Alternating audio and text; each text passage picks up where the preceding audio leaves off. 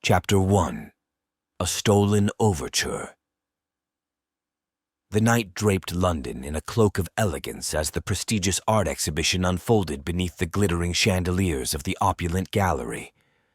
Drey, clad in his signature enigmatic style, moved through the gathered crowd, his eyes scanning the masterpieces that adorned the walls. It was a symphony of color and form, a visual overture to the city's artistic soul. As Drey immersed himself in the allure of the displayed artworks, an unexpected discord disrupted the harmony. Gasps and murmurs rippled through the crowd as the spotlight fell upon an empty frame. The masterpiece, a revered portrayal of London's historical resilience, was gone, leaving behind only shards of shattered glass. In that moment, the night transformed into a canvas of intrigue, and Drey's instinct for unraveling mysteries sparked to life. The stolen artwork wasn't merely a vanishing act. It was the first note of a composition that would echo through the city's corridors. Intrigued by the audacity of the theft and sensing a deeper resonance, Drey's piercing gaze became a searchlight. His mind, a labyrinth of deduction, led him through the gathered crowd to the scene of the art crime. The air crackled with anticipation as he, a modern-day detective in the theater of stolen canvases, prepared to dissect the enigma. Cryptic conversations echoed through the gallery, each exchange a subtle dance of words. Witnesses spoke of fleeting shadows and whispers, a narrative that hinted at a grander design behind the theft. Drey, his words a melody of inquiry, probed the art experts and attendees for the nuances that eluded the casual observer. The stolen masterpiece, Drey realized, was not merely a loss to the art world, but a key to unlock a hidden chamber of secrets. As the night unfolded, the mysterious orchestrator of this artful crime remained concealed, leaving only cryptic messages in their wake. The stage was set, and Drey, the protagonist of this stolen overture, took his first steps into the shadows where the echoes of deception awaited discovery. Chapter 2. Shadows of Deception. The labyrinth of London's underworld unfolded beneath Drey's probing gaze. Streets lined with secrets and whispers became his canvas as he navigated the shadows, seeking the elusive orchestrator behind the stolen masterpieces. The city, usually bustling with life, took on a muted palette in the moonlight, casting long shadows that seemed to harbor both answers and enigmas. Each stolen artwork revealed a new layer of deception, pushing Drey beyond the conventional boundaries of crime-solving. The stolen pieces weren't mere acquisitions, they were tools in an elaborate game of manipulation. As the stakes heightened, the city's underbelly became a tapestry of deceit, and Drey, the detective artist, painted with questions.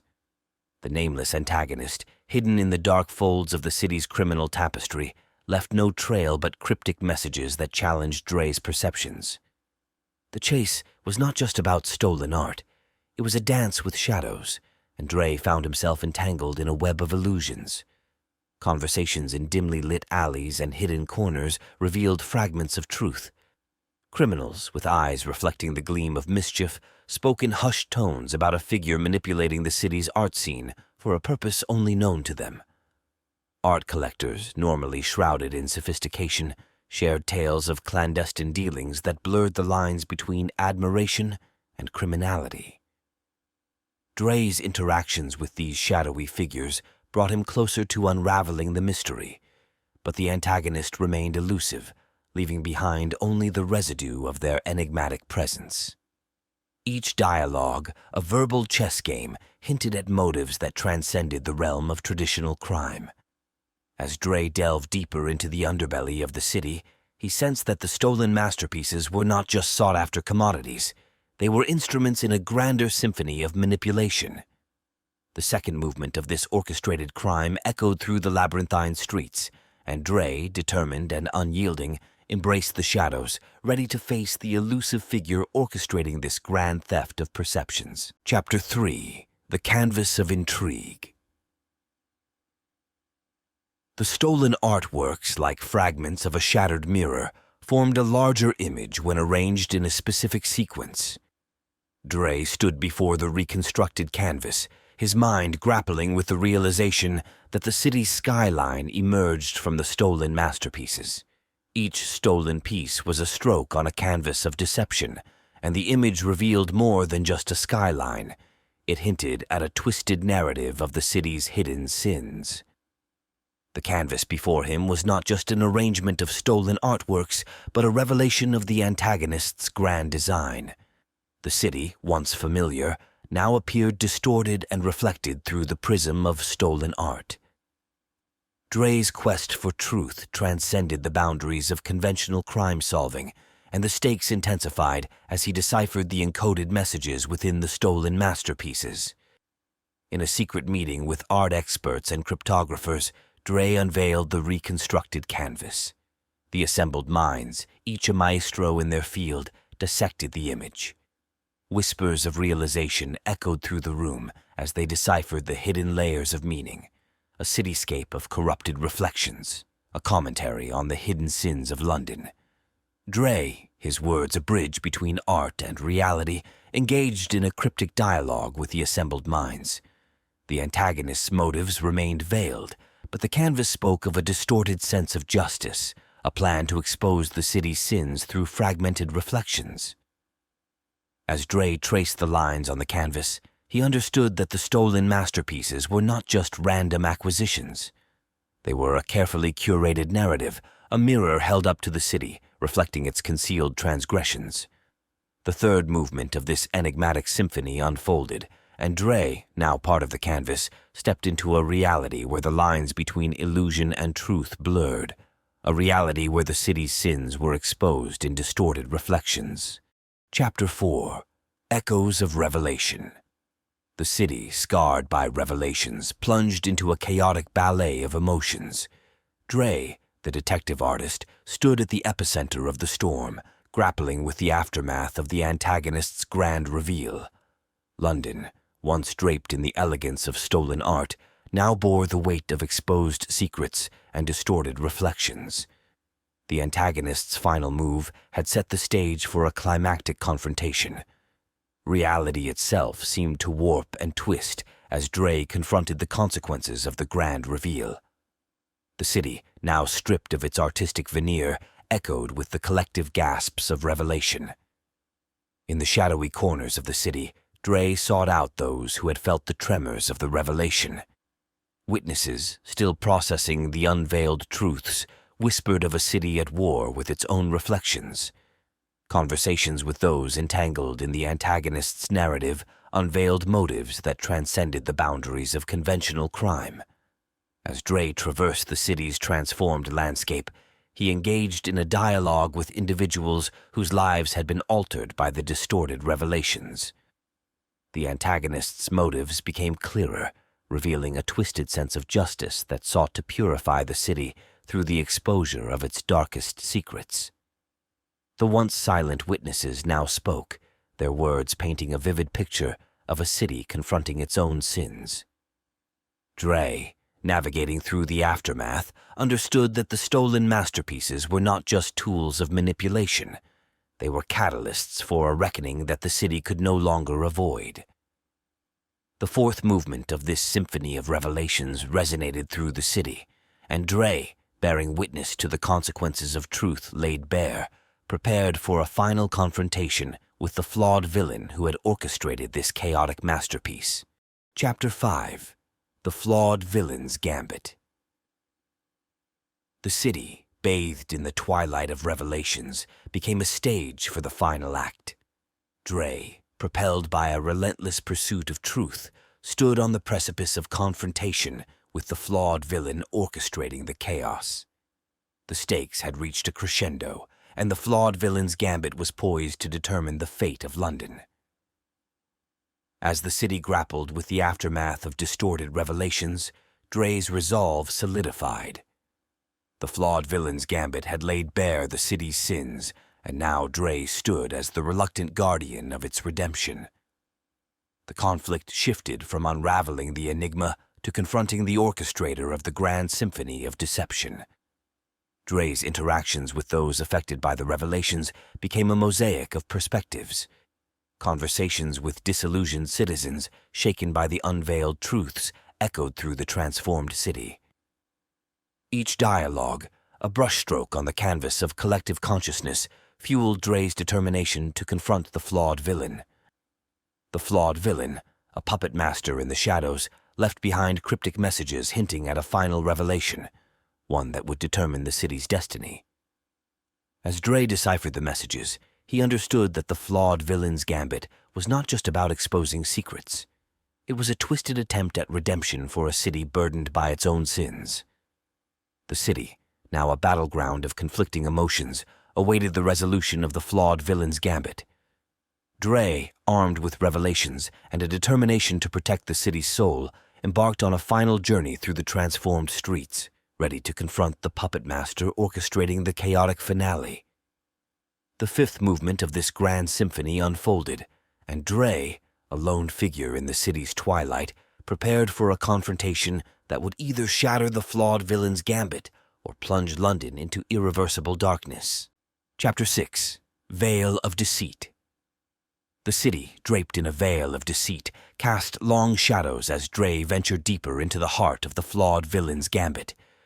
The air crackled with tension, and the distorted revelations echoed in every alley, a haunting reminder of the chaos that had befallen London. As Drey moved through the transformed city, his internal conflict intensified. The weight of responsibility bore down on him. The city's redemption or ruin hung in the balance. The flawed villain's gambit had blurred the lines between right and wrong, and Drey grappled with the moral complexities of the impending confrontation. Cryptic messages, etched into the cityscape like scars, guided Drey to a clandestine meeting point, the nexus of the flawed villain's grand design. The dialogue with the remnants of the revelations revealed the flawed villain's motives, shrouded in a twisted sense of justice.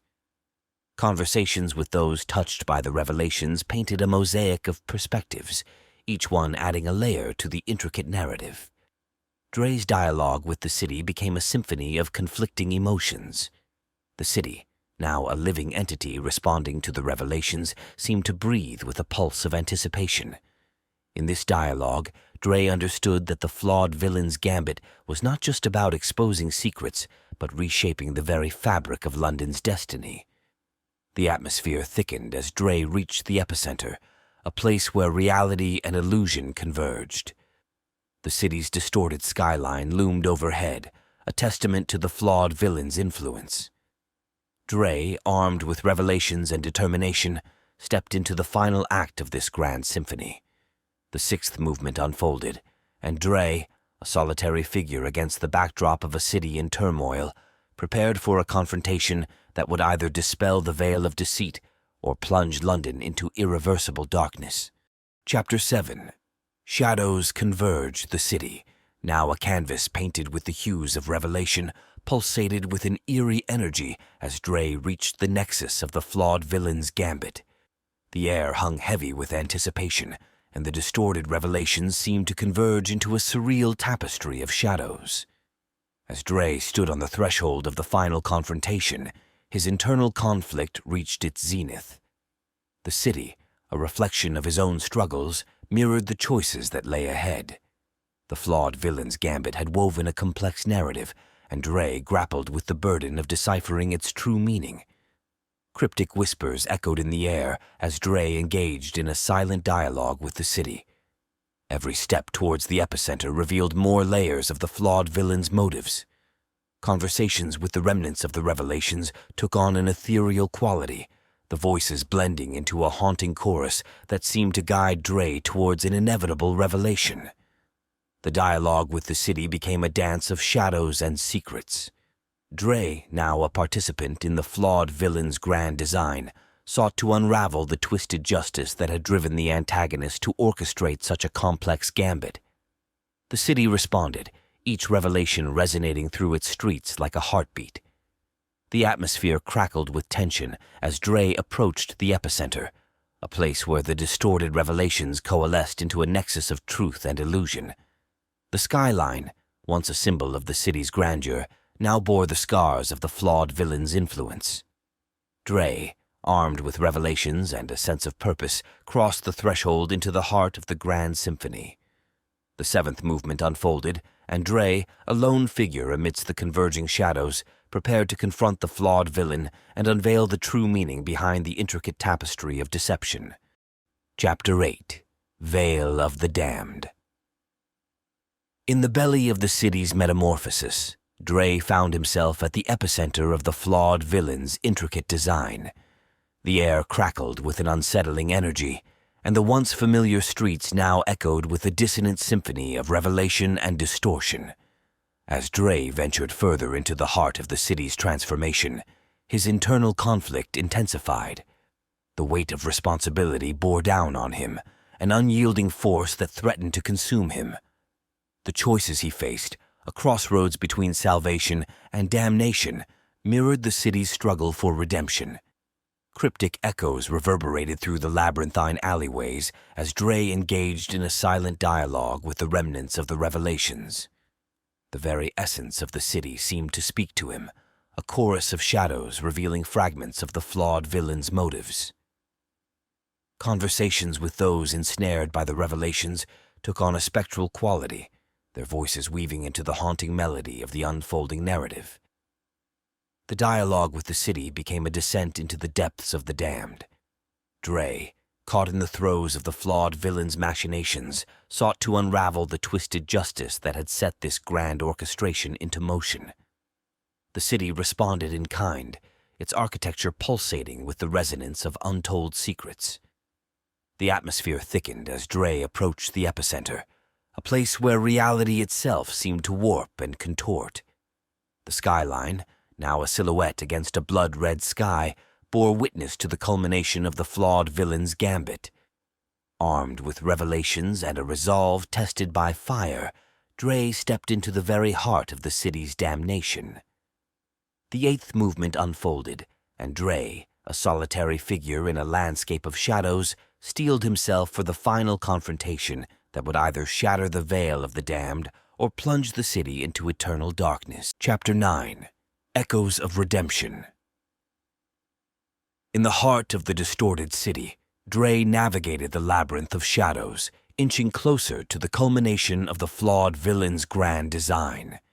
The air hung heavy with the weight of revelation, and the cityscape seemed to pulsate with an ominous rhythm, as if echoing the heartbeat of its own transformation. As Drey approached the climax of his journey, the internal conflict within him reached a crescendo.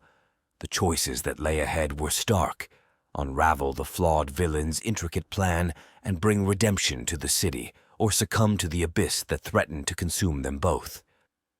The burden of responsibility pressed upon Drey's shoulders, and the city, a reflection of his struggles, awaited its fate. Cryptic whispers surrounded Drey, guiding him toward the nexus of revelation. The dialogue with the remnants of the revelations took on a surreal intensity, each step resonating with the echoes of the flawed villain's motives. Conversations with those marked by the revelations became a symphony of voices, each one contributing to the unfolding narrative of the city's salvation or damnation. The dialogue with the city became a dance of redemption and despair.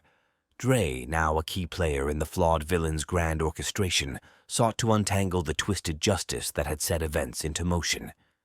The city responded, its structures and streets pulsating with the energy of secrets on the brink of revelation.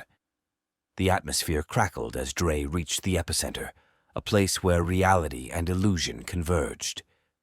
The skyline, a silhouette against a sky painted in hues of twilight, framed the impending reckoning. Armed with revelations and a resolve hardened by the journey, Drey prepared for the final act in this grand symphony. The ninth movement unfolded, and Drey, a lone figure amidst the tapestry of shadows, stood at the crossroads of redemption and damnation, ready to confront the flawed villain and usher in the echoes of a new beginning. Chapter 10. Resonance of Shadows. At the city's heart, Drey confronted the flawed villain, the culmination of a journey through the twisted tapestry of revelations. The air crackled with anticipation, a symphony of tension orchestrating the final act in this enigmatic drama. As the flawed villain loomed, Drey's internal conflict reached its zenith. The choices made in the shadows now bore fruit, a moment where the destiny of the city and its savior hung in the balance. Redemption or damnation, salvation or destruction, the weight of every decision pressed on Drey's conscience. The dialogue between protagonist and antagonist unfolded in cryptic whispers that reverberated through the distorted city. Each word carried the resonance of secrets long buried, of justice entangled with the flawed villain's skewed morality.